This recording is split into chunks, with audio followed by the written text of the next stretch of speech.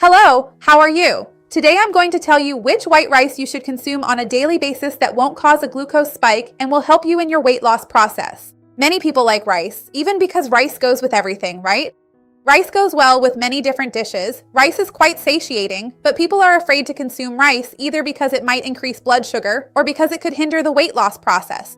In this video, I'm going to tell you which rice will help you with all of that. You're going to love this video. Sometimes two bowls of rice that are identical, visually similar, have a completely different metabolic profile, a completely different metabolic response. So you need to watch this video. Stay until the end because you won't want to miss it. Before we start, I want to ask you, what rice do you consume? What type of rice is it? Parboiled white rice, brown rice? Is it a different variety of rice, like jasmine rice or basmati rice? Tell me down here in the comments. I would love to see your comment. We know that rice is a very versatile food, right? Many people consume rice daily because, besides being practical and economical, it is a neutral food. So it pairs well with different types of meat and vegetables. It fills the plate, provides substance, and helps in this moment where we really are, where everything is very expensive and we also need, to feed the family. But many people have been getting afraid of consuming rice on a daily basis because, in reality, when we observe white rice, it really is a food very rich in starch, and this starch is easily broken down into glucose.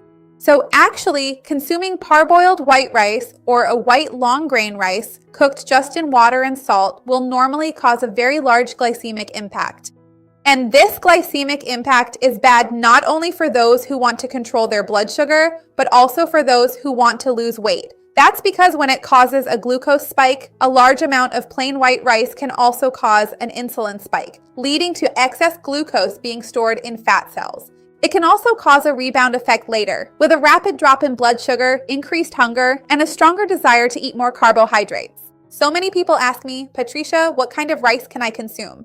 I don't want to consume brown rice, I want white rice, which is what my family likes. How do I do it? How can we consume this rice to get more benefits? Let's talk more about that right now. The first thing that science is increasingly studying is starch retrogradation. The name is very fancy, but it's something many people can do in their daily lives, which makes the daily routine easier and helps with this metabolic issue, which is taking the rice, cooking the rice, how you prepare it, saute it, season it, cook it, and then you cool the rice down before consuming it.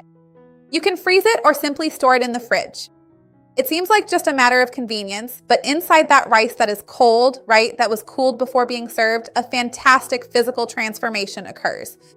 As it cools, part of the rice starch changes its structure. The molecules begin to reorganize and form a more rigid and compact structure, which is actually what this term starch retrogradation refers to.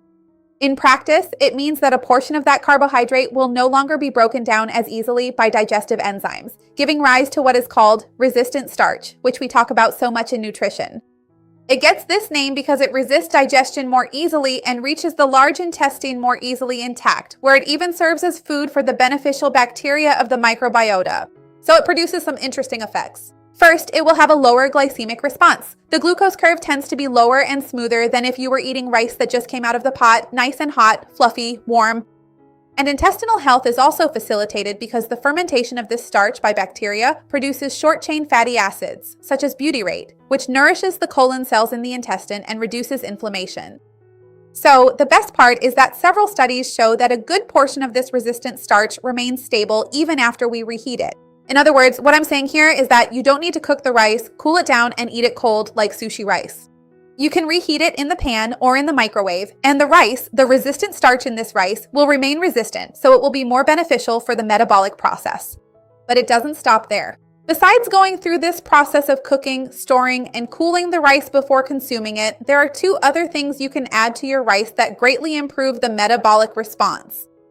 The first is to add a little apple cider vinegar when serving. Apple cider vinegar is rich in acetic acid, which is already well known for the fact that this acetic acid present in the vinegar delays stomach emptying and causes carbohydrates to reach the intestine more slowly, reducing the speed at which glucose enters the bloodstream. So, in this way, when you add apple cider vinegar at the time of serving, you are able to have a different metabolic response than if you were to consume the rice plain. Another thing you can add at the time of serving is psyllium, which is a soluble fiber that has been so studied recently because of its ability to form a gel, form a mucilage, and this mucilage holds the food there for longer, right? For a longer time in the stomach, causing the release from the stomach to the intestine and from the intestine to the bloodstream to be more gradual. So in this way, by holding the food in the stomach for longer, we get two benefits, this metabolic one I mentioned to you, and also the satiety one. Satiety ends up being more prolonged. So when we manage to combine this issue of cooling the starch, the acetic acid from apple cider vinegar, and the wonderful soluble fiber from psyllium, we can take that same bowl of white rice that you, looking at it visually, see as exactly the same as the one your grandmother used to make, and it has a completely different metabolic profile, a lower impact on blood sugar, and also a lower impact on weight loss, right? Helping with weight loss and preventing excessive weight gain. Of course, we have to mention that everything will also depend on the amount of rice you consume and the rest of your diet. The idea here is that you continue consuming the same amount, right? This won't be a free pass for you to start eating 3 or 4 times more rice than you were consuming before. But if you take the same amount you were already consuming, cool your rice beforehand, and when serving, add, for example, a tablespoon of apple cider vinegar and a teaspoon of psyllium, you will already see a very big improvement.